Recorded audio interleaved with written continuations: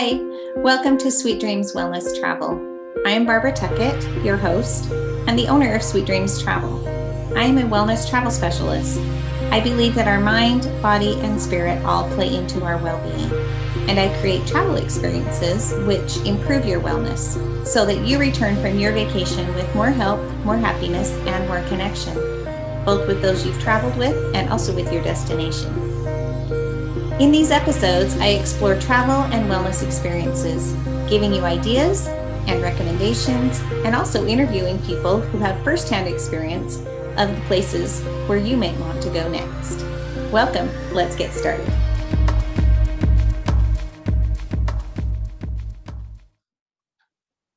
Hi friends, welcome. This is episode number 23, Expect the Unexpected, Medical Tourism. So let's jump in and get started. The year started off great. Hopes were high. The travel industry was projecting the best numbers ever, and I was happy running a thriving business. I was happily helping people plan their vacations, and I was busy. Sometimes I felt overloaded because of the amount of work, but it was a good overload. The overload of serving people and helping them put together their dream trips. We started hearing about that weird virus from China, and then we started hearing that it was spreading, and Italy had some cases, and then all of a sudden, the rest of the world started having some cases, and it became not just a virus, but a pandemic. And as a world, what do we do with the pandemic? Well, we start shutting down. Of course, all of us know about this because we all experienced it all together as a group. Just like that, borders all across the world and all around from everywhere started slamming shut. There was no traveling here, no traveling there. You can't do this, you can't do that. And then we were put in lockdown on quarantine for weeks. Of course, you know this story because you lived it with me and with your family and with your business and your work and everything else, just like I did. I experienced it from a travel point of view. All travel everywhere was canceled. And at the time, we knew it was canceled through spring break for sure, and probably into summer. And that was what we knew at the beginning. For the first few weeks, I was busy in reverse. I was hanging out on hold for hours and hours on end as I dug into the specifics of the cancellations. Would there be a travel credit? Would there be a refund? What were people supposed to do in the meantime? How long were the credits good? When did people have to rebook? Were they supposed to rebook right immediately, or were the credits good for a while and they could wait until things settled down? I had to, sort through and answer all of those questions for all of these people that none of us had ever experienced it before, and on and on. So once the craze of all of these cancellations and rescheduling and all of that kind of settled down, I found myself without people to help for who knows how long. We would wait for things to settle down and hopefully get back to a semblance of normalcy. So this unexpected pandemic had obviously, just like with all of us, completely blindsided me. And so I found some other things to, take care of my time. I redesigned my website. I dug into a bunch of online courses that I had been putting off and wanting to do for a while. And one of the courses that I took was called The Content Machine, and it was by Sarah Grace Live. As I went through this training, this course, this unexpected idea came to me. I should start a podcast. What? I knew nothing about a podcast. I listened to them, of course. I really love listening to a variety of podcasts, but I had never, ever thought of seriously producing one. I do not love being in front of a camera. I don't love the way I look. Anyway, you know the drill. You're probably similar.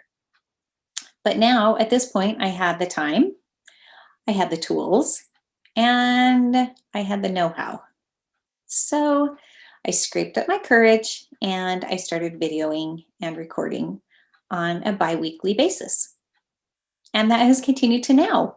This is episode number 23 of my podcast and video. So I'm sure all of us at some point, over and over again in our lives, we find ourselves in that scenario of starting or looking into or researching something that we hadn't ever imagined ourselves doing or thought that we would be ever doing, something completely unexpected. And so, as I think about this unexpected kind of topic, something that came to mind was medical tourism. Now, that is probably a pretty unexpected topic for most of us because it's not really something that a lot of people know about or are into. And so I just thought I would talk about it today and explain a little bit, lay a little bit of groundwork, what it is. I even go into a little bit of how it's affected by the pandemic currently, and then highlight some top destinations for medical tourism. So that's what we are going to talk about today. And let's jump in and get started. So, what is medical tourism? So the definition of medical tourism, it's also sometimes known as healthcare tourism. It is when people travel to another country for medical treatment. So that's pretty simple. At first, back in the day when it first started, people from developing countries would travel to developed countries for some kind of a treatment or procedure. But today, that has completely evolved. And a lot of times, it's people from already developed countries that are traveling to developing countries in various situations all over the world to get their treatments. So it goes all different directions in all different places and for lots of different treatments. So the top cited reasons and kind of documented reasons for medical tourism are these four things. One is more advanced medical technology. So some people go to a different place to get a medical treatment because the technology is more advanced there. A second reason is that they may have quicker access to their procedures. So it might be something that is a long wait here in the US, but if I go to another country, it could be really quick. A third reason is that they want to get better quality care for a necessary procedure.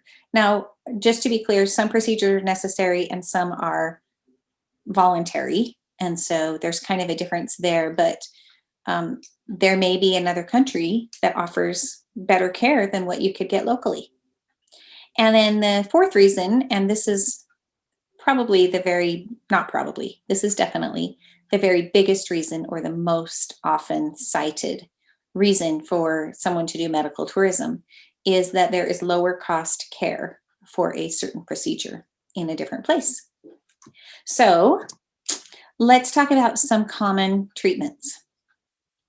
There are orthopedic procedures are very common.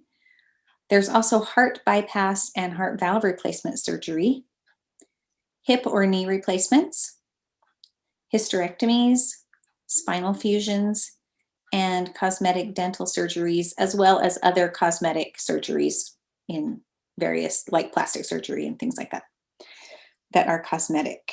So those are the probably most common, although the range is huge for what you could be treated for in a different country. Now, how is medical tourism affected by the pandemic? Well, as you might imagine, more than 200,000 scheduled non-essential surgeries were postponed in 2020. So it has greatly been affected by the pandemic, just like every other type of travel out there. But they are starting to bounce back, and countries are beginning to open their doors and starting to happen again. So I guess the obvious question might be, why am I talking about this today? Obviously, I am not a medical professional. I cannot advise you on what types of treatments you should get for certain ailments or different things that you might need to be treated for. So I am not any kind of an expert in any way on that. I can hook you up with a medical facilitator that can help provide that information for you, someone who can help get you to a medical tourism place. I also can offer you medical tourism insurance. So I can help you from kind of a little backdoor information that way. But my main job, of course, is to help with pre or post surgery relaxation and sightseeing. Of course, I can arrange a hotel, a condo, a villa, some type of accommodation that is perfect for relaxing or sightseeing around this trip. I can help you plan excursions and experiences either before or after your treatment.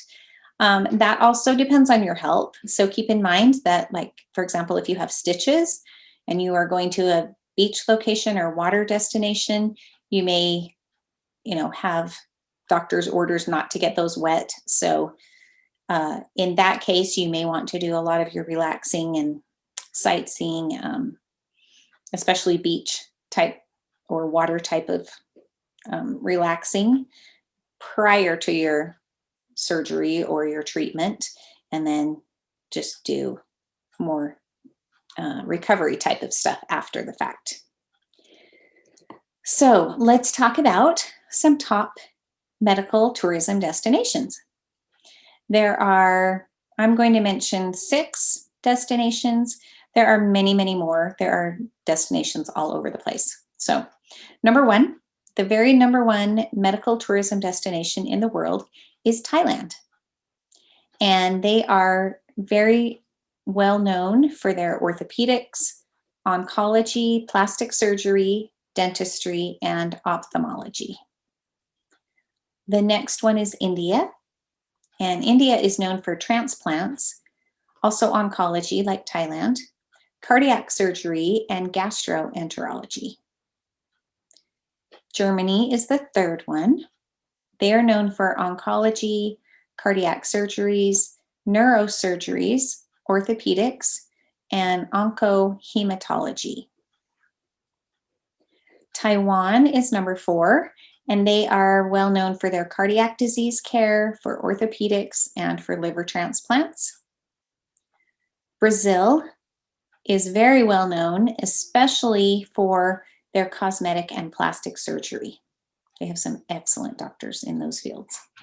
And Costa Rica is best known for dentistry, cosmetic surgery, eye surgery, cancer therapy, and bariatric surgery. So now let's talk about where to stay if you are going to some of these destinations. Some great places that I can hook you up with, places where you can actually relax or sightsee.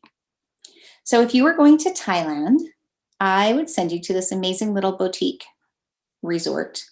It's called the Rawikanlaya, Bangkok.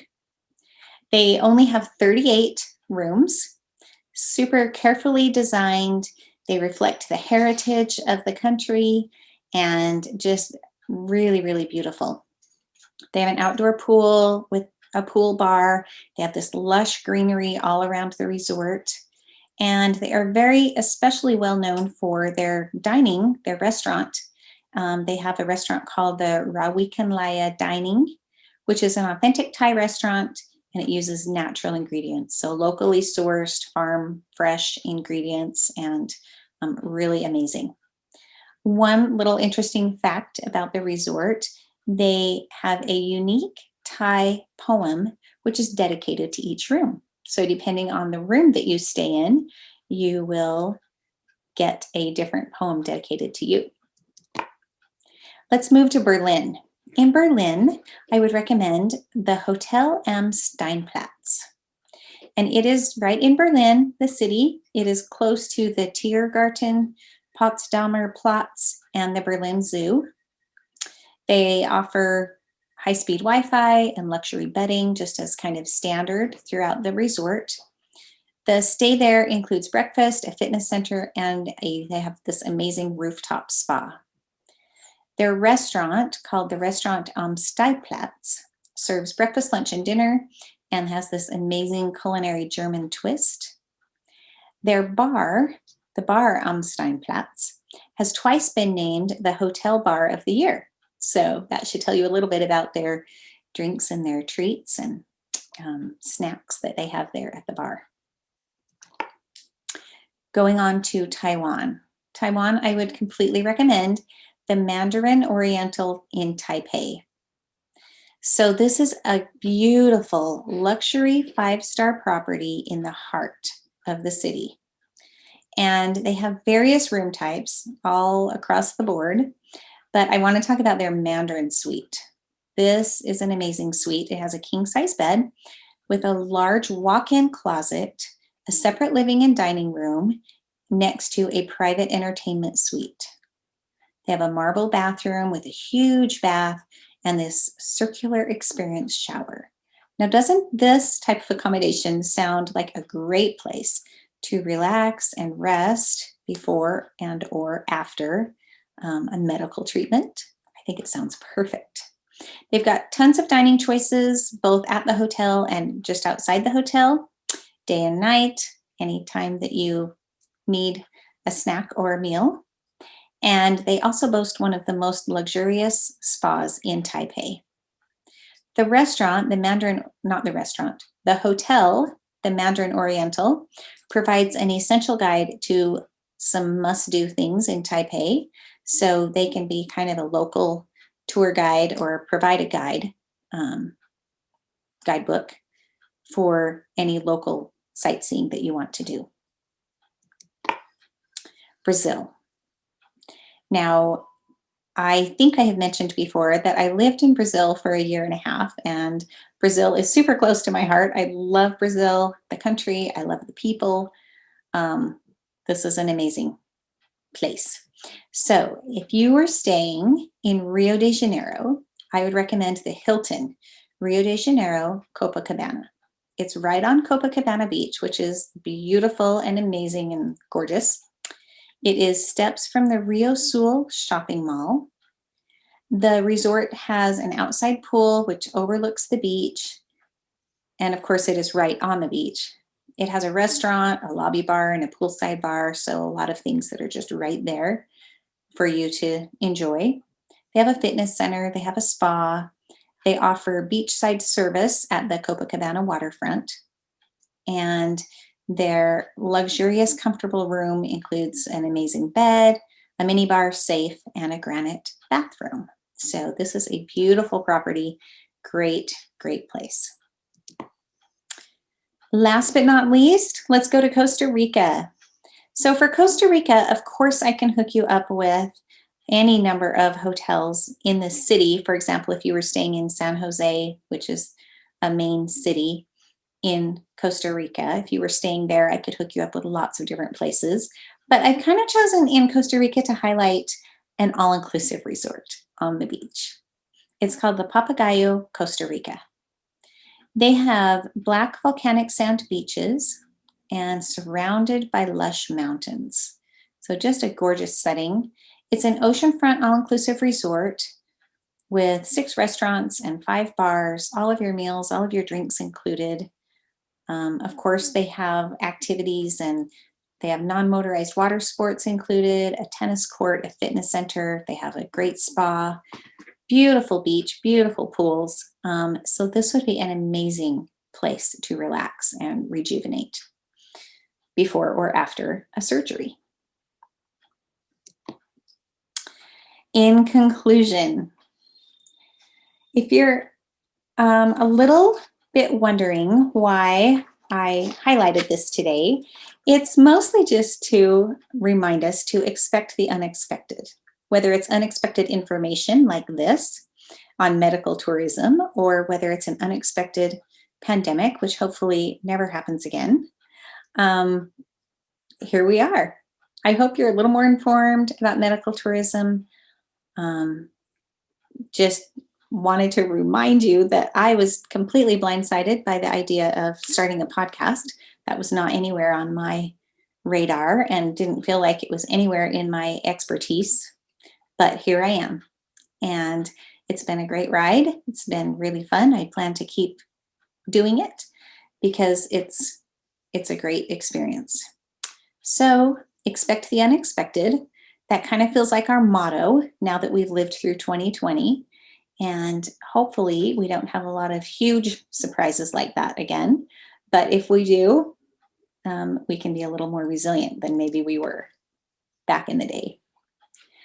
I hope you've enjoyed talking to me today and learned a little bit. And I know I have enjoyed sharing a little more information with you. So until next time, have a great day, and we'll see you next time. Thanks for joining me today. If you've enjoyed this episode, please like, share, subscribe, or leave a review.